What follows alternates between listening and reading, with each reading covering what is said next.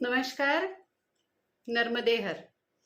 मैं डॉक्टर सुरुचि अग्निहोत्री नाइक फिर एक बार नर्मदा परिक्रमा एक विलक्षण अनुभूति के 23वें अध्याय में 23वें खंड में 23वें प्रकरण में आप सभी का स्वागत करती हूँ। नर्मदा परिक्रमा एक विलक्षण अनुभूति, ये अनुभव श्रृंखला कई दिनों से हम सुन रहे हैं और आप सभी का स्नेह, आप सभी का प्यार मुझे मिल रहा है। इसके लिए आप सभी के धन्यवाद। ज्यादा वक्त ना गवाते हुए अनुभव कथन की ओर आगे बढ़ती हूँ। पिछली बार मैंने बताया था कि शांतिलाल पावरा और उसके घरवाले जैसा धनवान परिवार मैंने देखा नहीं, और ये मैंने क्यों कहा था वो मैं आज आपको बताने वाली हूँ। बूढ़े अंधे बाबा जी के यहाँ से पानी पीकर मैं आगे बढ़ रही थी और बढ़ते बढ़ते मैं एक घर के सामने आकर रुक गई। घर कहें या झोपड़ी, बिल्कुल छोटा सा घर था, कच्चा मकान बना हुआ था। देखा जाए तो मकान में 3 भाग किए थे। उसे कमरा नहीं कह सकते क्योंकि दीवारें पूरी बनी हुई नहीं थी। बस किचन इतना था जिसमें एक औरत बैठ करके चूल्हे पे खाना बना पाए। उसी घर में एक ही छत के नीचे 3 से 4 गाय, 7-8 बकरियां, 3-4 बिल्लियां, बहुत सारे चूहे,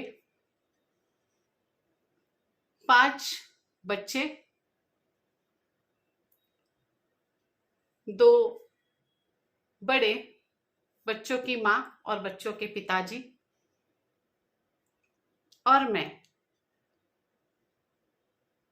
इतने लोग तो मौजूद थे। बिल्कुल ही छोटी सी जगह होगी। अब कैसे बताऊं, मुझे समझ में नहीं आ रहा है, लेकिन 100-150 स्क्वायर फीट से ऊपर नहीं होगी। हाँ, 100-150 स्क्वायर फीट जरूर होगी। अब मैं वहां पहुंची तो घर की जो माता जी थी उन्होंने पूछा, पीछे से कितने मूर्ति आ रहे हैं।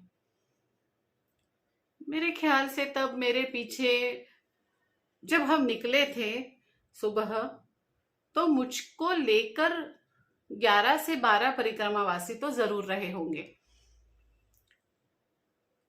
तो मैंने कहा 11-12 तो आएंगे। तो कहते, माता जी आप भोजन पाओगे ना? मैंने कहा हाँ, भोजन तो जरूर पाएंगे, सुबह से तो कुछ भी खाया पिया नहीं है, भोजन कैसे नहीं पाएंगे, भूख तो बड़ी लगी है। तब वो मैया बोलती हैं, माता जी आप बना लेंगे? मैंने कहा ठीक है, मुझे साधन दे दो, जब तक पीछे वाले लोग नहीं आते हैं तब तक मैं बनाना शुरू कर देती हूँ।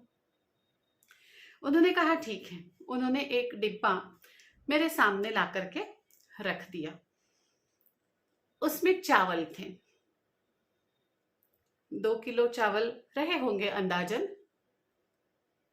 मैंने देखा, मैंने बोला माता जी आप 4 लोग खाने वाले हैं, क्योंकि 5वीं जो बच्ची थी वो 15 दिन की थी, 15 से 20 दिन की थी ज्यादा से ज्यादा, तो वो तो बच्ची खाएगी नहीं। 4 बच्चे और ये 2, मतलब 6 लोग वो खाने वाले हैं। हम 11, मतलब और कोई पीछे से आ जाए 1-2 परिक्रमावासी तो कह नहीं सकते। मोटा मोटा 20 लोगों का चावल बनना था और बर्तन में चावल था करीब करीब 2 किलो। मैंने कहा माता जी इतना चावल तो होगा नहीं, आप मुझे और दे दो और बड़ा सा बर्तन दे दो, मैं लगा लेती हूँ चावल, फिर बाद में देखते हैं किसके साथ खाना है, सब्जी कौन सी बनानी है या दाल चढ़ानी है। तब वो कहती है, माता जी आज तो इतना ही चावल है। आप ऐसा करो, आज आप लोग खाना पालो। हमने सुबह पा लिया है। मैं और मेरे बच्चे आज खाना नहीं पाएंगे। मैं बच्चों को सुला देती हूँ ताकि वो खाना मांगे नहीं। ऐसा ऐसा दिल में हुआ कि क्या बताऊं। छोटे छोटे बच्चे, एक भी बच्चा 10 साल के ऊपर नहीं था, बड़ा बच्चा 8-9 साल का होगा, और सबसे छोटे तो मैंने बताई 15 से 20 दिन की होगी। इतने छोटे बच्चों को वो माँ हम परिक्रमा वासियों के लिए भूखा रख रही है।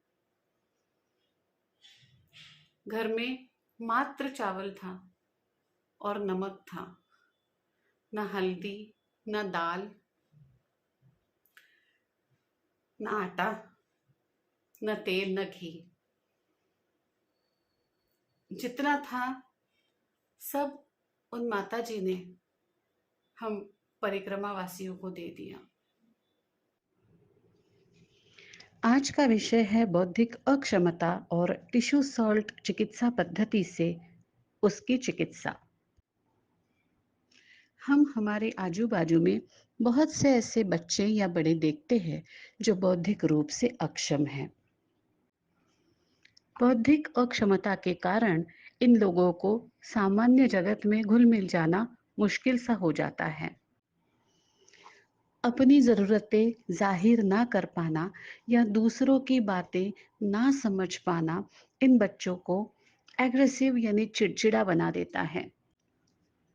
बौद्धिक अक्षम बच्चों की सीखने की शक्ति, समझने की शक्ति और कार्य कर पाने की शक्ति भी आम बच्चों से कम ही होती है। यह भी एक वजह है कि उनकी देखभाल करना मुश्किल हो जाता है। ऐसी स्थिति में उन्हें योग्य पोषण मिलना बहुत ही ज़रूरी है। टिश्यू सॉल्ट थेरेपी के ज़रिए इन बच्चों की देखभाल करना आसान हो सकता है। इनका चिड़चिड़ापन कम किया जा सकता है। इनकी कार्य करने की क्षमता को भी बढ़ाया जा सकता है।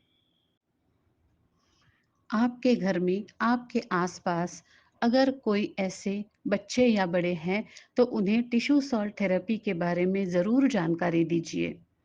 संपर्क कीजिए 9823653511 इस नंबर पर। धन्यवाद।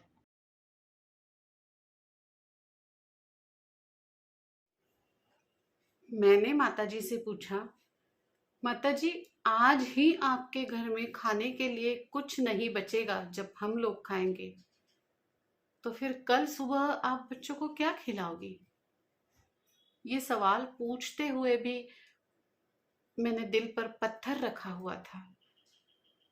ये तो मैं होने नहीं दे सकती थी। लेकिन माताजी ने मुझे कहा, हमें नर्मदा मैया इतना देती है, वो कहीं ना कहीं से मेरे बच्चों को खाना खिला देगी, हम लोगों को खाना खिला देगी। आप देखना मैया जी, हम लोग कल भूखे नहीं रहेंगे। मैंने कहा, ये तो नहीं होगा। आपकी नर्मदा माँ पर श्रद्धा है, माँ भी आपका पेट जरूर भरेगी, लेकिन हम आपके बच्चों को भूखा रख के हमारे गले से निवाला नहीं उतरेगा। जितने चावल थे मैंने चावल चढ़ा दिए। पीछे से और भी परिक्रमावासी आए। धीरे धीरे करके मैंने सबको ये बात बताई। सब लोगों ने घर की स्थिति देखी। जो छोटी सी 15 दिन की छोटी सी मैया जी थी ना, उसको साड़ी में लपेटा हुआ था। उसे पहनने के लिए कपड़े तक नहीं थे। बहुत ज्यादा ठंड थी, और ऐसे में वो छोटी सी नन्ही सी जान सिर्फ एक साड़ी में लपेटी हुई थी। इतना घर में इस तरह से घर में, हम मराठी में जिसे 18वीं दारिद्र्य, मतलब बहुत ज्यादा गरीबी, ऐसी जो परिस्थिति थी, उसके बाद भी ये माता जी का दिल कितना बड़ा था। सारे ही परिक्रमावासी आए, भोजन बना हुआ था, बच्चों को बुलाया गया, सबको एक साथ बुलाया गया, और जितना भी थोड़ा थोड़ा, दो दो निवाले, जितना भी था वो सब ने बांट करके खाया। पहले बच्चों को भोजन करवाया, फिर हम बड़े लोगों ने जितना बचा था उतना बांट करके खाया।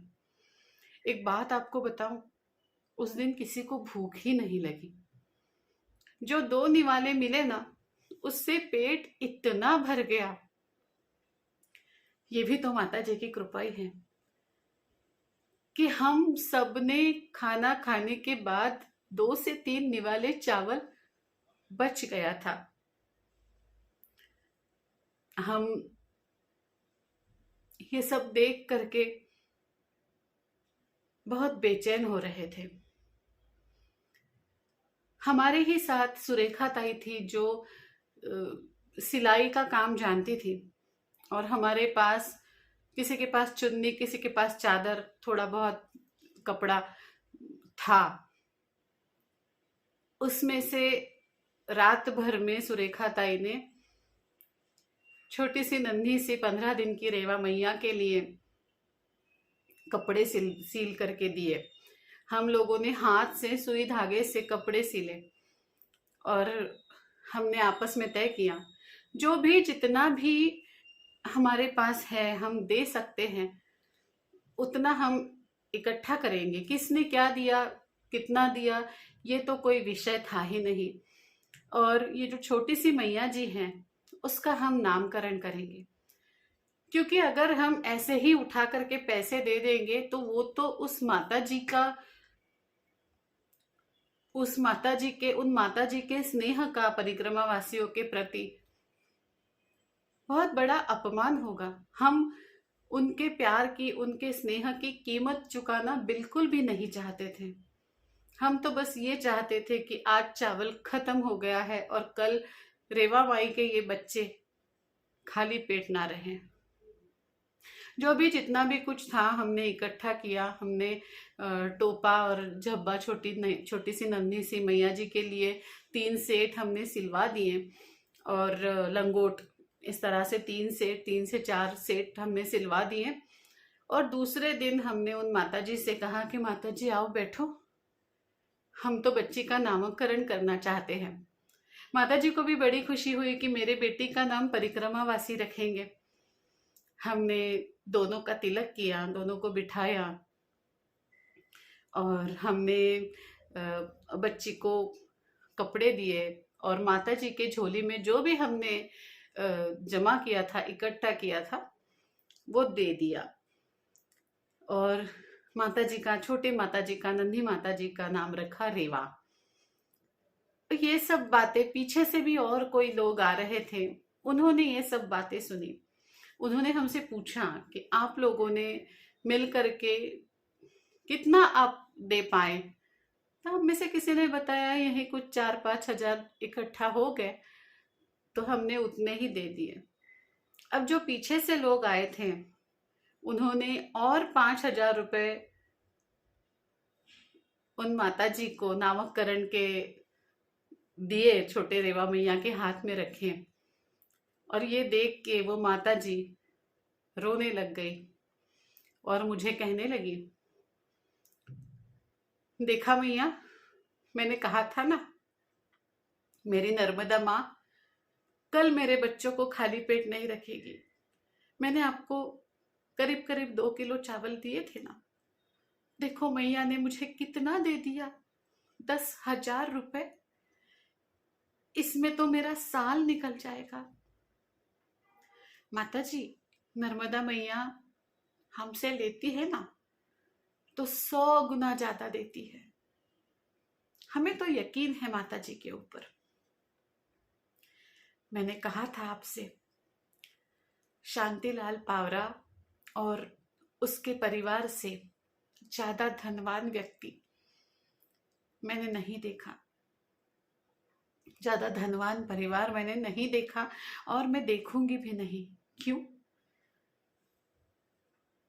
उनके पास विश्वास का धन था, उनके पास समर्पण का धन था, उनके पास श्रद्धा का धन था, उनके पास नर्मदा मैया थी, उनके पास वो सामर्थ्य था कि खुद भूखे रहकर अपने छोटे छोटे बच्चों को भूखा रखकर आने वाले परिक्रमावासी को खाना खिलाए। इतनी सारी चीजें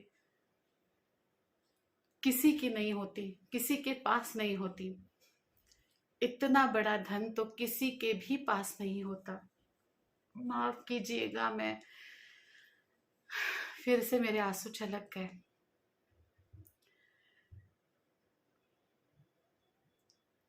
मैंने कहा था, ईश्वर को अगर सच्चे दिल से चाहो, निस्वार्थ रूप से चाहो, तो वो बंध चाहता है। कहाँ से हमें ये बुद्धि हुई कि हम हमारे पास जो भी है वो इकट्ठा करें? कहाँ से हमें बुद्धि हुई कि हम इस छोटी सी नन्ही सी जान के लिए कपड़े सी लें? कहाँ से पीछे से कोई और लोग आ गए? कहाँ से उन्हें भी बुद्धि हुई कि वो भी नामकरण के कारण को लेकर कुछ रकम माता जी को दे? ये तो नर्मदा मां बंध गई थी अपने उस भक्त के लिए, हमारे लिए नहीं, परिक्रमा वासियों के लिए नहीं। हमको तो उसने खाना खिला दिया था, उसके छोटे छोटे बच्चे खाली पेट ना रहे इसलिए वो बंध गई थी। उसे तो बच्चों को खाना खिलाना ही था।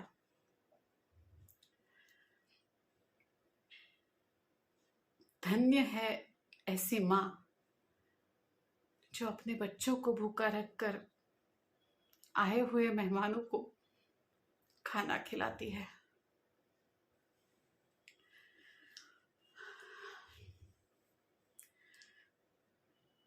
पीछे जो फोटो आप देख रहे हैं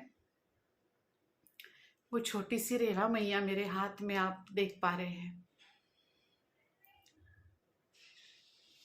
इस वक्त मैं कुछ भी कहने की मनस्थिति में नहीं हूं। मैं शांतिलाल पावरा के यहाँ हूं।